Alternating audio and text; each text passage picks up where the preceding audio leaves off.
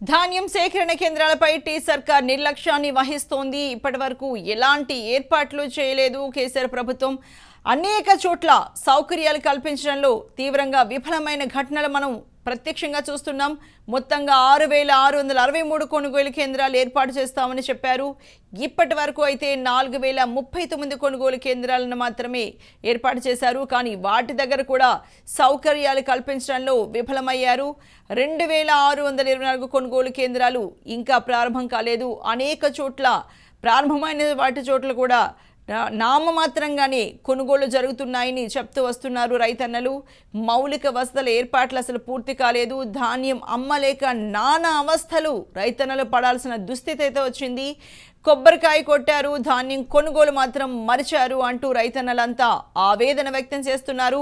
వడ్ల రాజకీయంపై ఉన్న శ్రద్ధ వడ్ల కొనుగోలుపై లేదని వారంతా అంటున్నారు. ఇంకా కొనుగోలు కేంద్రంలో మంచి నీళ్లు కూడా దొరకని పరిస్థితి ఉందని రైతన్నలంతా దీనవస్థను వ్యక్తం చేస్తున్నారు. అసలు పూర్తి స్థాయిలో కొనుగోలు కేంద్రాలు ఎక్కడ అంటూ ప్రశ్నిస్తున్నారు. మొత్తానికి ఏది ఏమైనప్పటికీ పంట కొనకుండా టీ సర్కార్ సతాయిస్తోందంటూ రైతన్నలంతా వాపోతున్నారు. ఇంకా ఇప్పటికీ కూడా పూర్తిగా కొనుగోలు కేంద్రాలు తెరుచుకోలేదు. నామమాత్రంగానే వడ్ల కొనుగోలు కేంద్రాలు మనకు కనిపిస్తున్నాయి. అసలు ఖరీఫ్లో ధాన్యం కొనడానికి ఇబ్బందులేంటి, యాసంగి విషయాన్ని ఇప్పుడు హైలైట్ చేస్తూ ఖరీఫ్ ధాన్యాన్ని, వానాకాలం ధాన్యాన్ని కొనడానికి ఇంత తీవ్ర ఇబ్బందులు పాల్చేయాల్సిన అవసరం ఏంటి అంటూ రైతన్నలంతా ప్రశ్నిస్తున్నారు. టీ సర్కార్ ఆలస్యంతో రైతులపై యమపాసం ఇప్పుడు కనిపిస్తోంది. ఎందుకంటే చిన్న సన్నకారు కౌలు రైతులు అందని కాడికి అమ్ముకోవాల్సిన దుస్థితి ఏర్పడుతోంది. చాలా తక్కువ రేటుకే మిల్లర్లకు లేకపోతే మధ్యలో కనిపిస్తున్న దళార్లకు ఇచ్చేసిన పరిస్థితి ఇప్పుడు మనకు చిన్న సన్నకారు కౌలు రైతులకు ఏర్పడిన పరిస్థితి అయితే కనిపిస్తోంది. మరి రాజకీయాలకు రైతుల్ని బలి చేస్తావా కేసీఆర్ అంటూ వాళ్ళంతా ప్రశ్నిస్తున్నారు. కేంద్ర ప్రభుత్వాన్ని ఎందుకు బదనాం చేస్తున్నారు అని అడుగుతున్నారు. అయినా సరే రైతు గోడు పట్టించుకోకుండా గులాబీ లీడర్లు తమ గప్పాలను ఇంకా సాగిస్తూనే ఉన్నారు. చురుగ్గా వానాకాలం ధాన్యం కొనుగోలు జరుగుతున్నాయని గంగుల చెప్తున్నారు. అలాగే 4,039 కేంద్రాల్లో నిరంతరాయంగా కొనుగోలు అవుతున్నాయని గంగుల చెప్తున్నారు. 1.13 లక్షల రైతుల నుంచి ధాన్యాన్ని సేకరించామని ఆయన అంటున్నారు. 7.71 లక్షల మెట్రిక్ టన్నుల ధాన్యం సేకరించినట్లు లెక్కలు చెప్తున్నారు. అయితే టీ సర్కార్ కాకి లెక్కలపై రైతు సంఘాల నేతలైతే ఆగ్రహాన్ని వ్యక్తం చేస్తున్నారు. ఇంకా అనేక చోట్ల ధాన్యం రవాణాలో కూడా జాప్యం జరుగుతోంది. అసలు కొనుగోలు కేంద్రాల వద్ద జాగ్రత్త చర్యలు ఎక్కడున్నాయి, టార్పాలిన్లు కూడా ఏర్పాటు చేయకపోవడంతో ఆందోళన వ్యక్తం చేస్తున్నారు. ఎందుకంటే ఏమాత్రం వర్షం వచ్చినా అక్కడ ఉన్న ధాన్యం అంతా తడిచిపోయి అసలు మొత్తం పంట పోయే అవకాశాలు ఉన్నాయని రైతన్నలంతా తమ గోడును వ్యక్తం చేస్తున్నారు. దీనిపై మనతో మాట్లాడడానికి విశా కిరణ్ గారు ఉన్నారు, రైతు స్వరాజ్య వేదిక, అలాగే శ్రీధర్ రెడ్డి గారు ఉన్నారు, కిసాన్ మోర్చా నాయకులు. నమస్తే అండి శ్రీధర్ రెడ్డి గారు. నమస్తే అండి విశా కిరణ్ గారు. నమస్కారం విశా కిరణ్ గారు, ముందుగా మీరు చెప్పండి. గంగుల కమలాకర్ గారు అయితే అంటే మంత్రి చెప్తున్నారు చాలా వానాకాలంలో ధాన్యం కొనుగోళ్లు చాలా జరుగుతున్నాయి. 4,039 కేంద్రాల్లో నిరంతరాయంగా కొనుగోలు జరుగుతున్నాయి. ఇప్పటికే 1.13 లక్షల రైతుల నుంచి ధాన్యాన్ని సేకరించాము. 7.71 లక్షల మెట్రిక్ టన్నుల ధాన్యాన్ని సేకరించామని లెక్కలు చెప్తున్నాయి. మరి మీకు తెలిసిన లెక్కలు ఇప్పుడు గంగులు చెప్తున్న లెక్కలు ఒకేలా ఉన్నాయండి? ఇవి ఎంతవరకు నిజమండి ఈ లెక్కలు? ఇప్పుడు తెలంగాణ ప్రభుత్వానికి సంబంధించి లెక్కలన్నీ జనరల్ గా ఒక పబ్లిక్ గా పారదర్శకంగా పెట్టడం అనేది జరగట్లేదు. అయితే ఆయన చెప్పిన విధంగా ఒక 7 లక్షల టన్నుల ధాన్యం కొనుగోలు చేశారే అనుకోండి. అయితే రైతుల వైపు నుంచి చూస్తే ఇప్పటికి అంటే ఇప్పుడు మనం నవంబర్ మిడిల్ లో ఉన్నాము. ఇప్పటికి ఈ కొనుగోలు చాలా తక్కువ అనే చెప్పుకోవాలి. ఎందుకంటే అక్టోబర్ మధ్య 15 కల్లా కూడా కొనుగోలు కేంద్రాలన్నీ ఓపెన్ అవుతాయని చెప్పేసి అప్పుడే ప్రకటనలు వచ్చాయి. తర్వాత ఏమో అక్టోబర్ నెలాఖరికి చేస్తామన్నారు, తర్వాత దీపావళి తర్వాత చేస్తామన్నారు. ఇప్పటికే అంటే నవంబర్ 15వ తేదీ ఈ రోజు ఇప్పటికి కొంచెము కొనుగోళ్లు అయితే పుంజుకున్నాయి. కానీ ఇప్పటికే వాస్తవానికి చాలా మంది చిన్న సన్నకారు రైతులు ఎవరైతే అప్పుల్లో కూరుకుపోయి ఉన్నారో వాళ్ళు తెగ నమ్ముకునే పరిస్థితి అయింది. కాబట్టి వాళ్ళు 1,300, 1,400 అట్లాగా అమ్మకం చేసేసుకున్నారు. కాబట్టి ఇది చాలా దుస్థితి రైతులకి. రెండో విషయం ఏంటంటే ఇప్పుడు కొనుగోలు కేంద్రాలు సరే 4,000 దాకా కొనుగోలు కేంద్రాలు ఓపెన్ చేశామని అంటున్నారు. వాటిల్లో అన్ని సరిగ్గా పనిచేయట్లేదు, కానీ కొంతవరకు పనిచేస్తున్నాయి అనుకుందాం. కానీ ఈ కొనుగోలు ప్రక్రియలో కొన్ని చాలా తీవ్రమైన సమస్యలు ఉన్నాయి. ఒకటి ఏంటంటే దీన్ని పూర్తిగా బ్యాంకు పాస్బుక్లకు, ఆ పాస్బుక్ లో ఎంత అయితే భూమి ఉందో అది కూడా ఆధార్ లింకేజ్ ఉండాలి. అది ఆధార్ లింకేజ్ ఉన్న ఫోన్ నంబర్ కు ఓటీపీ వస్తుంది, అప్పుడే మేము దాన్ని కొనుగోలు చేస్తాము. ఈ విధమైన పద్ధతులు పెట్టడం వలన రైతులు చాలా ఇబ్బందులకు గురవుతున్నారు. ఒకటేంటంటే పట్టా పాస్ పుస్తకం ఉన్న రైతులకు కూడా చాలా ఇబ్బంది కలుగుతుంది. ఎందుకంటే ఏదో ఆధార్ కి పాత ఫోన్ నెంబర్ ఏదో లింక్ అయి ఉంటది, మళ్ళీ దానికి ఓటీపీ రావడం, ఇదంతా ఒక తంటాలు పడుతున్నారు. అయితే చాలా ముఖ్యమైన సమస్య ఏంటంటే కౌలు రైతులకి సంబంధించి ఇటువంటి ఆంక్షలు పెట్టడం వలన కౌలు రైతులు నిండా మునిగిపోతున్నారు. దాదాపు ఇప్పుడు వరి పంట పండిన దాంట్లో 30% పంట కౌలు రైతులు పండించినదే. అయితే ఈ కౌలు రైతులందరూ కూడా వాళ్ళ పేరు మీద ఆ భూమి లేదు కాబట్టి వాళ్ళకి అమ్ముకోవడంలో చాలా కష్టాలు అవుతున్నాయి. చాలా మంది ఇంకా దాని గురించి ఆశలే వదిలేసుకుని బయటే అమ్ముకోవడం అనేది జరుగుతోంది. ఇది చాలా అన్యాయమైన విషయము. కాబట్టి భూమి పట్టా పాస్బుక్ తోటి ఈ ధాన్యం కొనుగోలు అనేది ఎట్టి పరిస్థితుల్లో లింక్ చేయకూడదు. మీరు స్థానికంగా వెరిఫికేషన్ ప్రాసెస్ ఏదైనా ఉంటే చేసుకోండి, కానీ మీరు ఆధార్ లింకేజ్ తర్వాత ఓటీపీ పంపిస్తాము, ఆ భూమి పట్టా దాంట్లో ఏది ఉంటే అదే మా ధరణి పోర్టల్ తో లింక్ చేస్తాము, ఇట్లాంటివన్నీ చేయడం వలన చాలా మంది కౌలు రైతులు నష్టపోతున్నారు, చిన్న సన్నకారు రైతులు నష్టపోతున్నారు. ఈ పద్ధతి కనుక వెంటనే మార్చుకోకపోతే ఇది కేవలం ధాన్యం కొనుగోళ్లు తగ్గించుకోవడానికి, ఆ భారం తగ్గించుకోవడానికి ఇంత ఆంక్షలు పెడతారని అనేది రైతుల నుంచి వస్తున్న వాదన, వాళ్ళ భావన. కాబట్టి తప్పనిసరిగా ఈ పద్ధతులు అయితే, ఈ ఆంక్షలు అయితే తొలగించాలి. రైట్ అండి, చాలా ముఖ్యమైన విషయం తెలియజేశారు విశ్వకిరణ్ గారు. శ్రీధర్ రెడ్డి గారు నమస్తే అండి. మరి మీరైతే ఏం చెప్తున్నారు? ఇలా వడ్ల రాజకీయం చేయడం వెనుక ఉన్న మర్మం ఏంటి? రైతులను ఇంతగా ఆగమాగం ఎందుకు చేయాలి? యాసంగిలో కేవలం అప్పుడు ఉప్పుడు బియ్యం కొనము అనేది కేంద్రం చెప్తే ఇప్పుడు ఈ ఖరీఫ్ పంట విషయంలో, ఖరీఫ్ పంట అమ్మకం విషయంలో రైతులను ఇంతగా ఎందుకు ఇబ్బందులకు గురి చేస్తోందండి రాష్ట్ర ప్రభుత్వం? ఇప్పుడు ప్రధానంగా 2 విషయాల మీద మనం ఆలోచన చేసినప్పుడు, ఈ టిఆర్ఎస్ పార్టీ ఎమ్మెల్యేలు గాని, ప్రజాప్రతినిధులు గాని, మంత్రులు గాని ఎక్కడికక్కడ జిల్లా కలెక్టర్లతోని అత్యవసర సమావేశాలు నిర్వహించి ఈ యొక్క ఖరీఫ్ సీజన్ లో ఐకేపీ కేంద్రాల ఏర్పాటు మీద దృష్టి పెట్టి మానిటరింగ్ చేసి ఉంటే ఇంత దురదృష్టకరమైనటువంటి పరిస్థితి తలెత్తేది కాదు. అందుకే ఈ రోజు మా భారతీయ జనతా పార్టీ రాష్ట్ర శాఖ అధ్యక్షులు బండి సంజయ్ గారు కూడా స్వయంగా రైతులతో మాట్లాడటానికి, వాళ్ళ బాధలు వినడానికి, తద్వారా ప్రభుత్వం మీద ఒత్తిడి నిర్మాణం చేయడం కోసం ఇలా ఉమ్మడి నల్గొండ జిల్లా పర్యటనలో ఉంటున్నారు. ఇలా వ్యవస్థల వైఫల్యం అంటే రాష్ట్రంలో ఉన్నటువంటి అన్ని ప్రభుత్వ శాఖల మధ్య సమన్వయం లేకపోవడము, వ్యవస్థల వైఫల్యం కారణంగా పుట్టుకొచ్చినటువంటి దురదృష్టకరమైనటువంటి పరిస్థితి. నేను అడుగుతా ఉన్నాను ఈ యొక్క మీడియా ఛానల్ ద్వారా, ఈ రాష్ట్ర ప్రభుత్వాన్ని ఏమైపోయినాయి మీ రైతు సమన్వయ సమితిలు? అసలు ఇన్ని రోజుల నుంచి ఏం చేసిర్రు?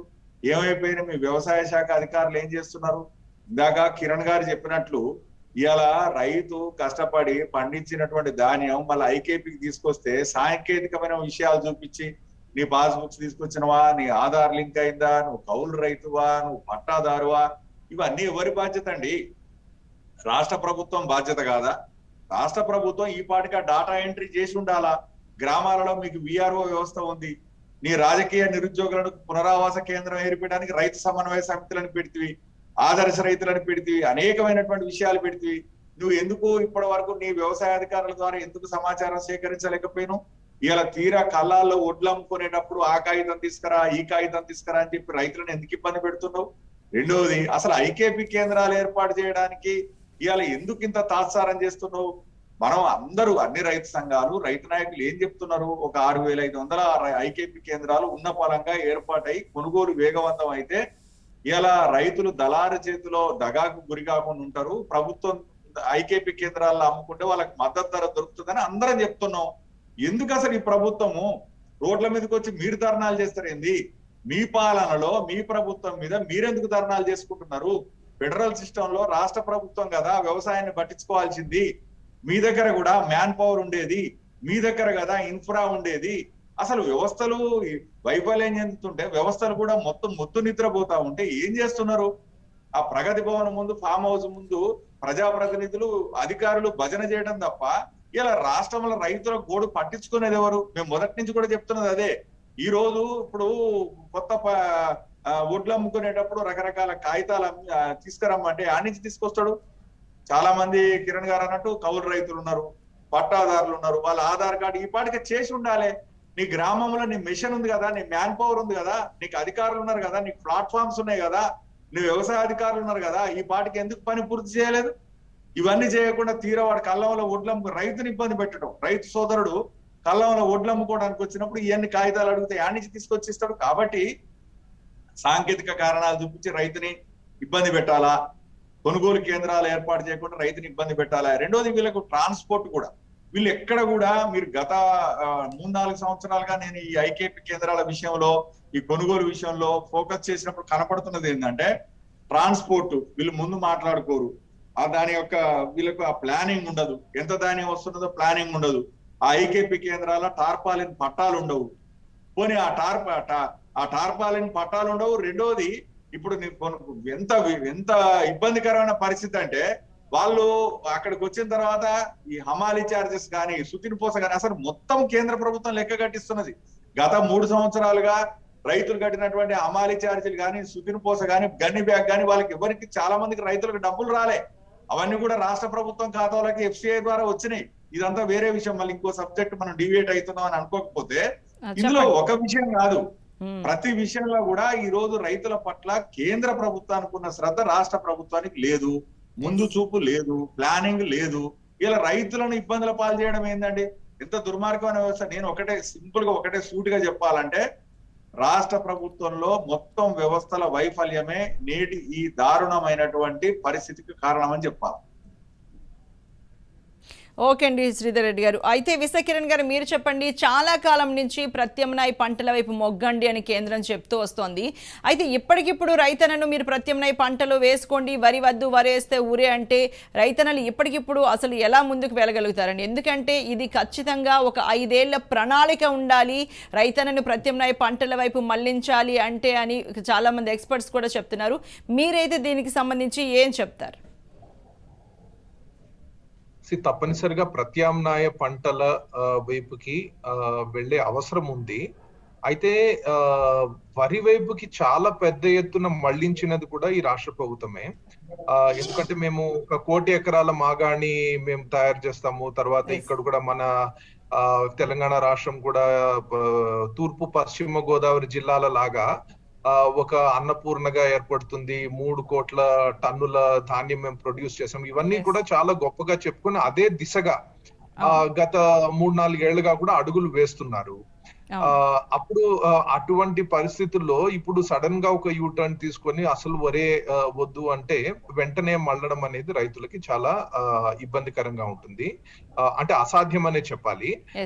అయితే మనము 2-3 గణాంకాలు చూసుకుంటే, ఇప్పుడు 2 సంవత్సరాల క్రితం వరకు కూడా రబీలో వేసంగి కాలంలో మన రాష్ట్రంలో, తెలంగాణ రాష్ట్రంలో కేవలం ఒక 20 లక్షల ఎకరాలు మాత్రమే వరి పండేది, వరి పండించే వాళ్ళ రైతులు. ఇప్పుడు గత సంవత్సరం చూసుకుంటే అది 53 లక్షల ఎకరాలకు పెరిగింది. అంటే జస్ట్ 1-2 సంవత్సరాల కాలంలో అది ఒక 30-35 లక్షల ఎకరాలు అదనంగా వరి వేయడం జరుగుతుంది. ఇది రకరకాల పరిస్థితుల వల్ల. ఒకటి ఏంటంటే రాష్ట్ర ప్రభుత్వమే చాలా పెద్ద ఎత్తున వరిని ప్రోత్సహించడం. రెండవది వర్షాలు కొంత బాగా పడడం వలన నీటి అవైలబిలిటీ కూడా ఉంది, కానీ ప్రతి సంవత్సరం అట్లా ఉండదు. కాబట్టి తప్పనిసరిగా రైతులు కూడా ఆ 20-25 లక్షల ఎకరాలు ఎప్పటి నుంచో వరి పండించే భూములు ఉన్నాయి తెలంగాణలో. అక్కడ వరి తప్ప వేరే పంటకి మళ్ళడం అనేది రైతులకు చాలా నష్టదాయకంగా ఉంటుంది. కాబట్టి ఇది రాష్ట్ర ప్రభుత్వం తప్పనిసరిగా పరిగణలోకి తీసుకొని ఆ విస్తీర్ణంలో వరి ఎప్పటికీ కూడా పండుతుందని దానికి ఏర్పాట్లు చేసుకోవాలి.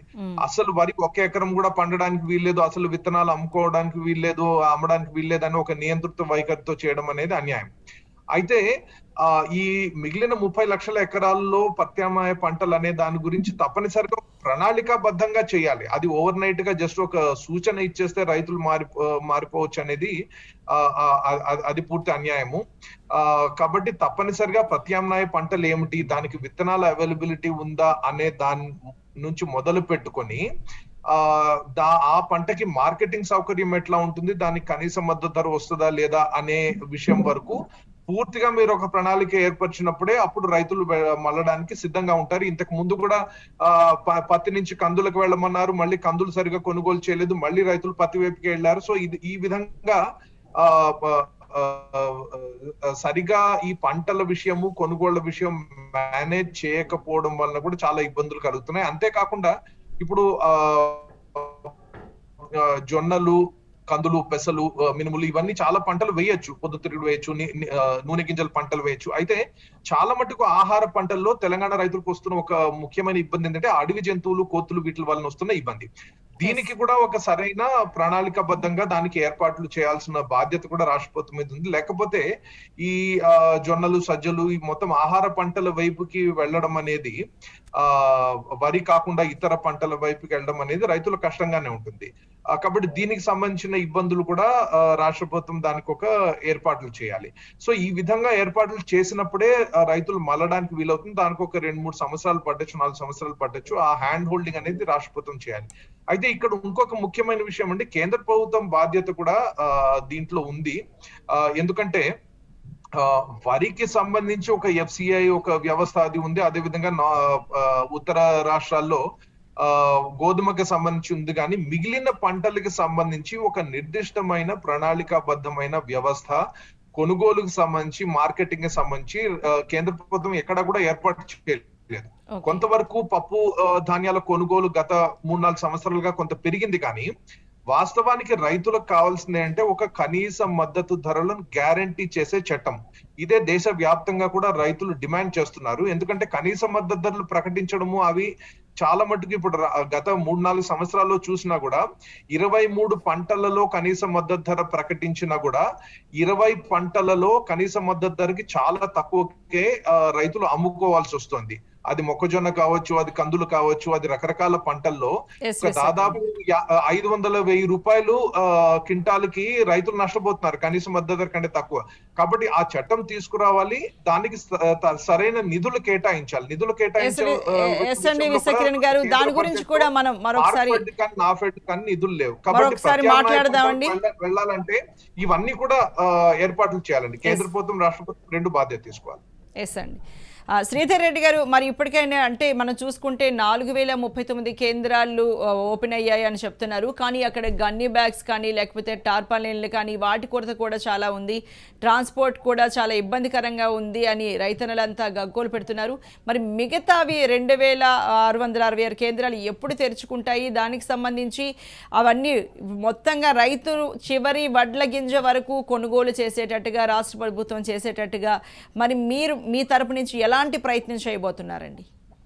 ఇప్పుడు ఈ ప్రభుత్వానికి దున్నపోత మీద వర్షం కురిసిన సందంగా వ్యవహరిస్తున్న నేపథ్యంలోనే మా భారతీయ జనతా పార్టీ రాష్ట్ర శాఖ అధ్యక్షులు మనము ఈ సమయంలో రైతులకు అండగా ఉండాలి, రైతుల పక్షాన నిలవాలనే ఎక్కడికక్కడ జిల్లా శాఖలను కూడా మీరు ఐకేపీ కేంద్రాలు సందర్శించండి, జిల్లా కలెక్టర్ల మీద ఒత్తిడి తీసుకొచ్చే ప్రయత్నం చేయాలని చెప్తూ తాను కూడా ఇలా ఎక్కడైతే ఒడ్లు ముందుగా ఏ జిల్లాల్లో అయితే రైతుల దగ్గరకు వచ్చి కొనుగోలు కాక ఇబ్బంది పడుతున్నారో ఆ జిల్లాలలో పర్యటన పెడతా ఉన్నారు. ఆ పర్యటన ద్వారా ఏంటంటే ఈ ప్రభుత్వం మీద ఒత్తిడి తేవాలని, రైతులకు అండగా ఉండాలని, భరోసా కల్పించాలనే ఉద్దేశంతో ఇలా కేంద్ర ప్రభుత్వంలో మేము అధికారంలో ఉన్నప్పటికీ కూడా ఒక బాధ్యత కలిగినటువంటి పక్షంగా మేము మా పార్టీ రాష్ట్ర శాఖ అధ్యక్షుడు పార్టీ శ్రేణులను ఎక్కడికక్కడ అలర్ట్ చేశారు. వారు కూడా ఇలా పర్యటనలో ఉన్నారు. ఏది ఏమైనప్పటికీ కూడా ఈ రాష్ట్రంలో పండిన ప్రతి గింజ కొనుగోలు చేసేదాకా భారతీయ జనతా పార్టీ రైతుల పక్షాన ఖచ్చితంగా అండగా ఉండేటువంటి ప్రయత్నం చేస్తాం. అయితే ఇందాక కిరణ్ గారు చాలా విషయాలను చెప్పినటువంటి నేపథ్యంలో కొంత నా సమాచారాన్ని కూడా షేర్ చేయాలనుకుంటున్నాను. మీరు అన్నట్లు రబీలో వరి వేస్తే హఠాత్తుగా వరిని మార్పిస్తే ఎట్లా అనేటువంటి క్రమం వచ్చినప్పుడు FCI క్లియర్ గా మనకు డైరెక్షన్స్ ఇచ్చింది. దాంట్లో రైస్ బ్రాన్ ఆయిల్ ఇండస్ట్రీస్ ని ఎంకరేజ్ చేయమన్నది, మిల్లర్స్ టెక్నాలజీ అప్డేట్ చేసుకొని రైస్ మాత్రమే వచ్చే విధంగా ప్లాన్ చేసుకోమని చెప్పింది, ఫోర్టిఫైడ్ రైస్ వచ్చే విధంగా ప్లాన్ చేసుకోమని చెప్పింది. కానీ ఆ రాష్ట్ర ప్రభుత్వం గత సంవత్సరంగా లేఖను దాచిపెట్టి ఇంతవరకు మిల్లర్ల సమావేశం ఏర్పాటు చేయడం కానీ అసలు ఆ రకమైనటువంటి ప్రయత్నాలు ఏ రకంగా మన తెలంగాణలో చేయగలటువంటి అంశాలను కానీ ఎక్కడ పరిశీలించినట్టు మనకి ఎక్కడ కనపడదు. రెండోది వారన్నట్లుగా కేంద్ర ప్రభుత్వానికి మొత్తం కూడా నాఫెడ్ కానీ, CCI కానీ, లేకపోతే ఏదైనా స్పైసెస్ బోర్డు కానీ ఏదైనా కానీ కేంద్ర ప్రభుత్వానికి సంబంధించిన వాటికి రాష్ట్రాలలో మ్యాన్ పవర్ ఉండదు. మనం అందరం గమనించాల్సి, ఫెడరల్ గవర్నమెంట్ లో రాష్ట్ర ప్రభుత్వాలకు అవి సహకరిస్తాయి. ప్రధానంగా కిరణ్ గారు కూడా ఒక విషయం వారికి కూడా చెప్పదలుచుకున్నా. తెలంగాణలో గత 3-4 సంవత్సరాలుగా నేను అనేక సమావేశాలకు వెళ్ళినప్పుడు నాకు తెలిసింది ఏంటంటే, నాబార్డ్ అధికారులు కానీ ఇతర అధికారులు గారు చెప్తున్నది ఏంటంటే, అసలు తెలంగాణ ప్రభుత్వము ఈ సంవత్సరము ఇంత పప్పు ధాన్యం రాబోతా ఉంది, మీ అవసరం ఈ మేరకు ఉంటుంది, మీరు సపోర్ట్ ప్రైజ్ ఇచ్చే విధంగా మాకు ఈ ప్లాన్ చేయండి అనేటువంటి డిపిఆర్ఏ వీళ్ళు పంపరు. ఇక్కడ సమస్య ఎక్కడ వస్తుందంటే, కేంద్ర ప్రభుత్వ ఏజెన్సీలు వాళ్ళకి మళ్ళా వాళ్ళు వచ్చినా వాళ్ళు సపోర్ట్ చేసినా ఇక్కడ మ్యాన్ పవర్ రాష్ట్ర ప్రభుత్వం మీదనే వాళ్ళు ఆధారపడేది. ఇలా సిసిఐ పత్తి కొనాలన్నా లేకపోతే నాఫెడ్ వచ్చి ఎంటర్ కావాలన్నా వాళ్ళకు డైరెక్ట్ గా ఇక్కడ ఇన్ఫ్రా ఉండదు. వాళ్ళు మార్కెట్ కమిటీల మీద, ఇక్కడ ఉన్నటువంటి జిల్లా కలెక్టర్ల మీద, వాళ్ళ మీద ఆధారపడతారు. కాబట్టి ఈ ప్రభుత్వము ముందస్తుగా మా తెలంగాణలో ఈ పంట ఇంత రాబోతుంది, ఈ పంటకి ఇంత స్పేర్ లేతే ఈ పంటకి ఇంత సర్ప్లస్ వచ్చే విధంగా ఉంది కాబట్టి మాకు సపోర్ట్ చేయండి, ఇటువంటి డిపిఆర్లు పంపడం. అంటే కేంద్ర రాష్ట్ర సంబంధాల విషయంలో రైతులను ఆదుకోవడం కోసం ముందస్తుగా కేంద్ర ప్రభుత్వానికి ఎక్కడ కూడా వీళ్ళు ఒక ప్రణాళిక పంపరు వీళ్ళు.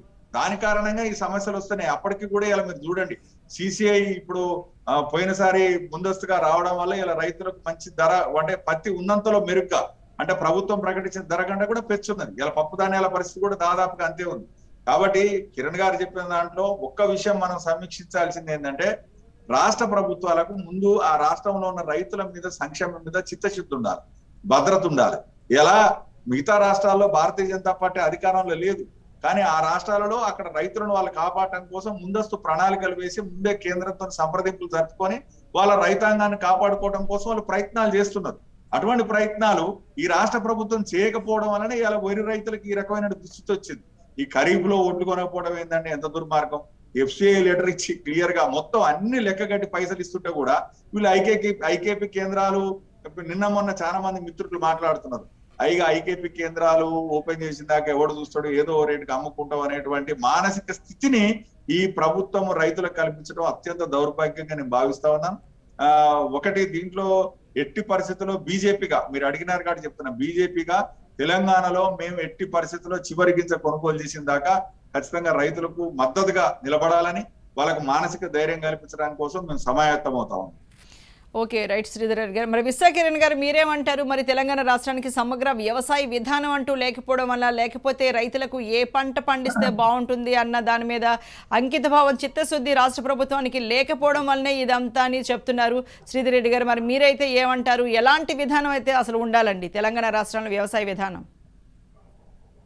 తప్పనిసరిగా తెలంగాణ రాష్ట్ర ప్రభుత్వానికి సంబంధించి అనేక వ్యవస్థలు, అంటే రొటీన్ గా పనిచేయాల్సిన వ్యవస్థలు కూడా సరిగా పనిచేయట్లేదండి. ఇదైతే వాస్తవం. అనేక విషయాలు, ఇప్పుడు పంటల కొనుగోలు విషయం కావచ్చు, అసలు క్రాప్ బుకింగ్ అప్పుడే ఏ జిల్లాలో ఏ మండలంలో ఎంత క్రాప్, ఏ పంట రాబోతోంది అనే విషయము మనకు తెలుస్తుంది. ఈ క్రాప్ బుకింగ్ సరిగ్గా చేసి అక్కడ దాంట్లో కౌలుకు సాగు చేస్తున్న వాళ్ళు ఎంతమంది ఉన్నారు కూడా నమోదు చేసుకొని, ఆ తర్వాత మళ్ళీ దానికి పంట మార్కెటింగ్ లో వచ్చే సమస్యలు దాని గురించి ప్రణాళిక వేసుకుని కేంద్ర ప్రభుత్వానికి లెటర్ రాసి ఇవన్నీ చేయాల్సిన అవసరం ఉంది. అవి సరిగ్గా చేయట్లేదు. దాని వలన అంటే రైతు బంధు డబ్బులు ఒకటి మేము రైతులకు ఇచ్చేస్తున్నాం కాబట్టి మిగిలిన పాటలన్నీ వాళ్లే పడాలి అనే రకమైన తీరు మనకు కనిపిస్తుంది. కాబట్టి ఇప్పుడు పంట నష్టం జరిగిన, వరదలు వచ్చినా, తుఫాన్లు వచ్చినా దాన్ని వెంటనే లెక్క వేయడము, దాన్ని కేంద్ర ప్రభుత్వానికి లెటర్ రాయడం, ఇవన్నీ కూడా సరిగా చేయట్లేదు. అది చాలా వాస్తవము. తప్పనిసరిగా రాష్ట్ర ప్రభుత్వము బాధ్యత ఏంటంటే వ్యవసాయానికి సంబంధించి కనీసం ఒక 7-8 ముఖ్యమైన వ్యవస్థలు దాంతో ముడిపడి ఉన్నాయి. ఆ వ్యవస్థలన్నీ సరిగ్గా నడిపించాల్సిన అవసరం ఉంది. కేవలం ఒక cash support scheme, Rythu Bandhu ద్వారా ఈ సమస్యలన్నీ పరిష్కారం కావండి. ఇది చాలా ముఖ్యమైన విషయం. మేము హైకోర్టు కూడా వెళ్ళాము ఈ విషయంలో, వరదల్లో పంట నష్టము వాటి గురించి. అప్పుడు హైకోర్టు కూడా ఇదే చెప్పింది, రైతు బంధు ఇస్తున్నాం కాబట్టి మేము పంట బీమా అమలు చేయము, మేము పంట నష్టంకి నష్టపరిహారం ఇవ్వమని అనడానికి వీల్లేదనేది చెప్పింది. అయితే దీంట్లో ఒక 2 ముఖ్యమైన విషయాలండి. ప్రస్తుత పరిస్థితిలో ఎఫ్సిఐ అంటే బీజేపీ పార్టీ గురించి చెప్పారు కాబట్టి, ఇప్పుడు బీజేపీ పార్టీ చెప్తున్నది చివరి ధాన్యం గింజ దాకా కొనుగోలు వరకు పోరాటం చేస్తామని. అది మంచిదే. అయితే దానికి నిర్దిష్టమైన చర్యలు కొంత కేంద్ర ప్రభుత్వం తీసుకోవాల్సి కూడా ఉంది. మీ పార్టీ పవర్ లో ఉంది కాబట్టి అది కూడా మీరు కేంద్ర ప్రభుత్వం దృష్టికి తీసుకెళ్ళాలి. ఇప్పటిదాకా ఎఫ్సిఐ ఇచ్చిన లెటర్ ఏంటంటే స్టేట్ గవర్నమెంట్ కి 60 లక్షల టన్నుల వరకు సన్న ధాన్యం మాత్రమే, ఫైన్ వెరైటీ రైస్ మాత్రమే కొనుగోలు చేస్తాము. కామన్ వెరైటీ రైస్ ఏదైతే ఉంటుందో అది మేము కొనుగోలు చేయము అని ఎఫ్సిఐ చాలా స్పష్టంగా చెప్పింది. కాబట్టి ఈ నేపథ్యంలో ఎఫ్సిఐకి మనం పెట్టవలసిన రిక్వెస్ట్ ఏంటంటే కనీసం ఒక 20 లక్షల టన్నులు కామన్ వెరైటీ రైస్ కూడా మీరు కొనుగోలు చేయాలి. అంటే ఆ 60 లక్షల టన్ ఫైన్ వెరైటీ రైస్ కి అదనంగా. ఎందుకంటే కేవలం సన్నధాన్యం మాత్రమే పండించారు. తెలంగాణలో కామన్ వెరైటీ రైస్ పండించే రైతులు కూడా చాలా మంది ఉన్నారు. ఆ ఉత్పత్తి ఏదైతే ఉందో దానికి అసలు సరైన ధర రావట్లేదు. కాబట్టి ఇది తప్పనిసరిగా ఎఫ్సిఐ తీసుకోవాల్సిన చర్య అయితే తప్పనిసరిగా ఉంది. ఎందుకంటే దాదాపు 1.5 లక్షల టన్నులు ఎక్స్పెక్టేషన్ చేస్తున్నప్పుడు 60 లక్షల టన్నులకు మాత్రమే ఎఫ్సిఐ బాధ్యత తీసుకుంటే మిగిలినదంతా ఏమవుతుంది అనేది ఒక పెద్ద ప్రశ్నార్థకంగా ఉంది. ఇది ఒకటి గమనించాలి. రెండో విషయం ఏంటంటే మీరు చెప్పినట్టుగా మార్క్ఫెడ్, నాఫెడ్ సంస్థలకు సంబంధించి రాష్ట్ర ప్రభుత్వం వైపు నుంచి కూడా చాలా సమస్య ఉంది. రాష్ట్ర ప్రభుత్వం ఒక రకంగా ఒక 2,000 కోట్లు అట్లా బకాయి పెట్టడము, తర్వాత ఏమో ముఖ్యంగా రాష్ట్ర ప్రభుత్వం చేయాల్సింది ఏంటంటే ఇంత పంట చేతికి వస్తుంది కాబట్టి మేము కొనుగోలు కేంద్రాలు ఏర్పాటు చేయాలి, దానికోసం ఒక ఫైనాన్షియల్ గ్యారంటీగా కొంత అమౌంట్ కూడా రాష్ట్ర ప్రభుత్వం వైపు నుంచి ఇవ్వాల్సిన అవసరం ఉంటుంది. అప్పుడు మార్క్ఫెడ్ కానీ నెఫెడ్ కానీ మిగిలిన ఏర్పాట్లు చేస్తాయి. కానీ అటువంటి ప్రక్రియను కూడా సరిగా అమలు చేయట్లేదు రాష్ట్ర ప్రభుత్వము. సో దీంట్లో కూడా అంటే మార్క్ఫెడ్ అధికారులతో మేము కూడా మాట్లాడి ఉన్నాము. ఒకవైపు కేంద్ర ప్రభుత్వం నుంచి కూడా నిధుల కొరత ఉంది, రాష్ట్ర ప్రభుత్వం ఏమో వాళ్ళు ఇవ్వాల్సిన ఫైనాన్షియల్ గ్యారంటీ వాళ్ళు ఇవ్వట్లేదు. వాస్తవానికి రాష్ట్ర ప్రభుత్వం ఫైనాన్షియల్ గ్యారంటీ ఇచ్చి ఆ తర్వాత కేంద్రం నుంచి క్లెయిమ్ చేసుకోవాలి. సో ఈ మొత్తం వ్యవస్థలో రెండు ప్రభుత్వాల మధ్య సమన్వయం లేకపోవడము, ఇప్పుడేమో మరి రెండు కూడా బీజేపీ టిఆర్ఎస్ కూడా ఈ మొత్తం రైతాంగానికి సంబంధించిన విషయము ఒక రాజకీయ పరమైన ఒక కొట్లాటగా రెండు పార్టీల మధ్య జరగడం అనేది ఒక చాలా దురదృష్టకరమైన కిరణ్ గారు. ఇంకొకటి అండి, మీరు చేయాల్సినది కేంద్ర ప్రభుత్వం రాష్ట్ర ప్రభుత్వం చేయట్లేదండి. ఓకే, ఇంకొక చిన్న విషయం అండి, మీరు మొదటి నుంచి చెప్తూ వస్తున్నారు ఏంటంటే సన్న చిన్నకారు అలాగే కౌలు రైతులు ముఖ్యంగా నష్టపోతున్నారు. ఇప్పుడు పంట చాలా లేటుగా ఆలస్యంగా కొనుగోలు చేయడం అన్న, లేకపోతే రబీలో కొనుగోలు చేయమన్నది ఇప్పుడు ఈ ఖరీఫ్లో ఈ వార్తలు రావడం వల్ల రైతుల్లో అయోమయం కనిపిస్తోంది. అలాగే సాంకేతిక అంటే ఓటీపీలు లేకపోతే ధరణి పోర్టల్ ఇవన్నీ అసలు మామూలు వాళ్ళకి చాలా మందికి అర్థం కావు.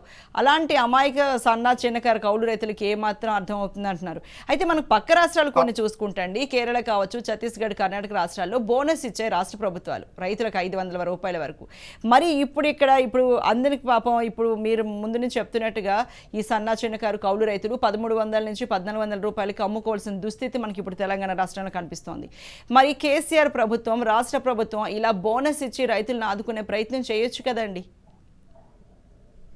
తప్పనిసరిగా చేయాలండి. యాక్చువల్లీ రైతులు కూడా కోరుతున్నది ఏంటంటే, ఒకటి అన్ని పంటల్లో కనీస మద్దతు ధర అందించే విధంగా మీరు చేస్తే వాస్తవానికి రైతు బంధు కింద ఇచ్చే పైసల కంటే పంటలకి న్యాయమైన ధరలు లభించడం అనేది చాలా అత్యవసరము. ఎందుకంటే రైతు బంధులో 2-3 సమస్యలు ఉన్నాయి. ఒకటి ఏంటంటే అసలు కేవలం పట్టా ఎవరి పేరు మీద వాళ్ళకే ఇస్తున్నారు, అక్కడ అసలు సాగు చేస్తున్నారా లేదా అన్నది అంత నిమిత్తం లేకుండా మీరు 1000 కోట్లు అట్లా స్పెండ్ చేస్తున్నారు. అంటే ఇప్పుడు 15,000 కోట్లు రైతు బంధుకు స్పెండ్ చేస్తుంటే దాదాపు దాంట్లో 5,000 నుంచి 6,000 కోట్లు మా లెక్క ప్రకారము ఎవరికైతే అవసరం లేదో లేకపోతే ఎవరైతే అసలు సాగు చేయట్లేదో వాళ్ళ అకౌంట్లలోకి వెళ్తోంది. ఇంత ప్రభుత్వ ధనాన్ని దాన్ని తప్పుగా ఖర్చు పెట్టడం అనేది చాలా నేరం కిందనే మనం చూడాలి. కాబట్టి కౌలు రైతులకి ఈ విషయంలో చూస్తే ఈవెన్ ఇప్పుడు ధాన్యం కొనుగోలు దాంట్లో కూడా మేము చాలా నిర్దిష్టంగా డిమాండ్ చేస్తున్నది ఏంటంటే, మీరు కేవలం బ్యాంకు యజమానుల బ్యాంకు ఖాతాలలోకే అంటే భూమి యజమానుల బ్యాంకు ఖాతాలలోకే మేము ఈ డబ్బులు వేస్తాము కొనుగోలు చేసిన తర్వాత అనేది చాలా అన్యాయమైన విధానము. ఎందుకంటే ఒకటి సాంకేతిక పరంగా బ్యాంక్ అకౌంట్లు, దాంతో ఆధార్ లింకేజ్లు, వీటిలో చాలా సమస్యలు ఉన్నాయి. రెండవది కౌలు రైతులకి కనీసము ఇంత కష్టపడి వాళ్ళు సొంత డబ్బుతోటి బ్యాంకు రుణాలు కూడా లేకుండా అప్పులు తీసుకుని వాళ్ళు సాగు చేసుకున్న తర్వాత మీరు కొనుగోలు కేంద్రాల్లో వాళ్ళకి ఏమాత్రము స్థానం కల్పించకుండా వాళ్ళకి ఇమ్మీడియట్లీ వాళ్ళు మీరు కావాలంటే ఏదో ఒక వెరిఫికేషన్ చేసుకోండి, అయితే దాని తర్వాత మీరు డబ్బులు వాళ్ళకి డైరెక్ట్ గా ఇవ్వాలి. అట్లా ఇవ్వకుండా మీరు మళ్ళీ భూ యజమాని ఖాతాలోకే వేస్తామంటే వాళ్ళకి మళ్ళీ భూ యజమాని దగ్గర నుంచి ముట్టేది ఎప్పుడు, దాంట్లో భూ యజమాని ఎంత పట్టుకుంటాడో ఎంత ఇస్తాడో అనేది తెలియదు. ఇట్లాంటప్పుడు కౌలు రైతులు ఏం చేస్తారు, సరే ఈ బ్యాంకు ఖాతా వద్దు, మాకు కొనుగోలు కేంద్రాలు వద్దు, మేము ప్రైవేట్ వాళ్ళకే అమ్ముకుంటామని చెప్పేసి మళ్ళీ అట్లాగనే 1400 రూపాయలకి అమ్ముకోవడం జరుగుతుంది. కాబట్టి చాలా విపరీతమైన అన్యాయం. ఒకవైపు రైతు బంధు ఇవ్వట్లేదు, ఒకవైపు పంట రుణాలు ఇవ్వట్లేదు, ఒకవైపు పంట బీమా చేయట్లేదు, తర్వాత ఏమో ఇప్పుడు పంట పండించిన తర్వాత కొనుగోలు కూడా చేయట్లేదు. అంటే కౌలు రైతులు పూర్తి తీవ్రమైన అన్యాయం మన రాష్ట్రంలో జరుగుతుంది. దీని గురించి చాలా పెద్ద ఎత్తున ఉద్యమం చేయాల్సిన అవసరం. రైట్ అండి, thank you very much Kiran గారు, అలాగే thank you very much Sridhar గారు, చక్కటి విశ్లేషణ అందించారండి. ఇద్దరికి థ్యాంక్ యూ వెరీ మచ్.